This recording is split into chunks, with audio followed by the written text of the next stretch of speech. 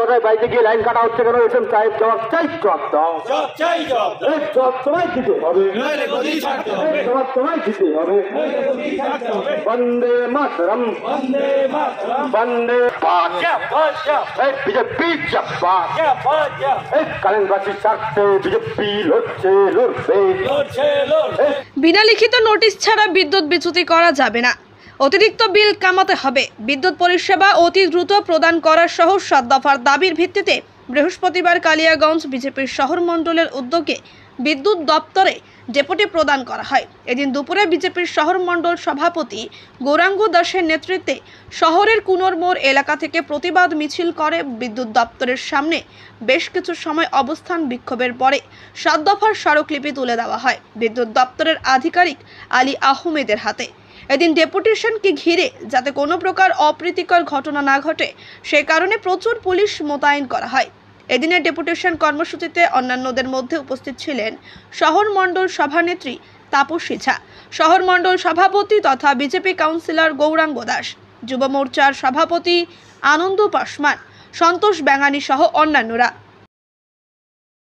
কালিয়াগঞ্জ শহরের বিভিন্ন এলাকায় বিদ্যুতের বিভিন্ন পরিষেবা নিয়ে যে সমস্যা, মানে ঠিক মতন পরিষেবা না পাওয়ার কারণে মানুষের মধ্যে প্রচণ্ড ক্ষোভ এবং মানুষ খুব অসুবিধার মধ্যে পড়েছিল।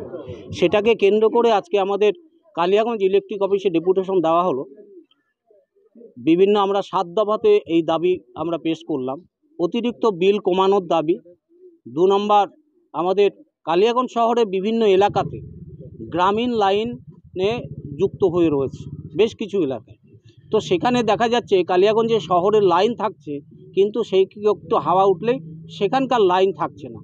রাতের পর রাত লাইন থাকছে না। অসুস্থ মানুষ থেকে শুরু করে ছোট বাচ্চা প্রচণ্ড অসুবিধার মধ্যে পড়ছে। সেটা নিয়ে এর আগেও বলা হয়েছিল বারে বারে, তার কোনো সেইভাবে কাজ হয়নি। সেই পরিপ্রেক্ষিতে আজকে ডেপুটেশন দেওয়া হলো। যেমন কাকড়ামোড়ের পাশে কিছু এলাকা, 11 নম্বর ওয়ার্ডের কিছু এলাকা এবং 12 নম্বর ওয়ার্ডের কিছু এলাকা এবং আরও অন্যান্য কিছু এলাকা রয়েছে।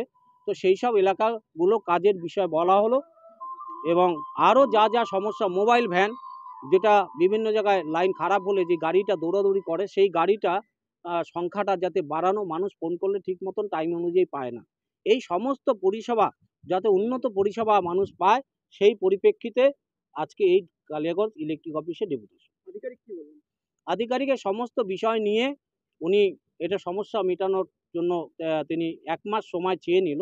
বিভিন্ন জায়গায় যেসব গ্রামীণ লাইনগুলো রয়েছে সেইগুলোকে যাতে শহর লাইনের সাথে যুক্ত করা যায় সেই ব্যবস্থা। তার সাথে আমাদের বড় আরেকটা অভিযোগ ছিল, আপনাদের মাধ্যমে আমি জানাই। আমাদের এখানে অ্যাকচুয়ালি যেসব শিল্প রয়েছে, তেল মিল, ডাল মিল, এই মিলগুলো বছরে 6 মাস চলে, 6 মাস চলে না। এই 6 মাস যখন বন্ধ থাকে, পার কিবি মানে পার হর্স পাওয়ার 200 টাকা করে মিনিমাম চার্জ নেয়। তো একটা মিলে প্রচুর মোটর থাকে। তো সেই ক্ষেত্রে তাদের এই যে টাকাগুলো এক্সট্রাভাবে বেশি টাকা বা এইভাবে তাদেরকে কাছ থেকে টাকাগুলো তুলে নেওয়া হচ্ছে, তাতে আমাদের মিলগুলো খুব সমস্যায় পড়ছে, শিল্প ভেঙে যাচ্ছে।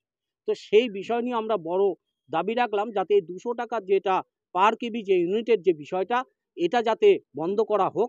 কারণ মিল বন্ধ আছে, সেই ক্ষেত্রে একটা মিনিমাম চার্জ নেক, ঠিক আছে, কিন্তু তাই বলে পার কিবি হিসেবে যে টাকাটা নেওয়া, সেটা নেওয়া চলবে না। আমরা এটা তীব্র বিরোধিতা করলাম এবং সেই ক্ষেত্রে এখানকার এসএম সাহেব বলল যে এই বিষয়টা যেহেতু আমাদের উচ্চ ডিপার্টমেন্ট থেকে আসে, সেই ডিপার্টমেন্টে আপনাদের কপিটা পাঠাবো, আগামীতে যা নির্দেশ আসবে সেই অনুযায়ী কাজ করব।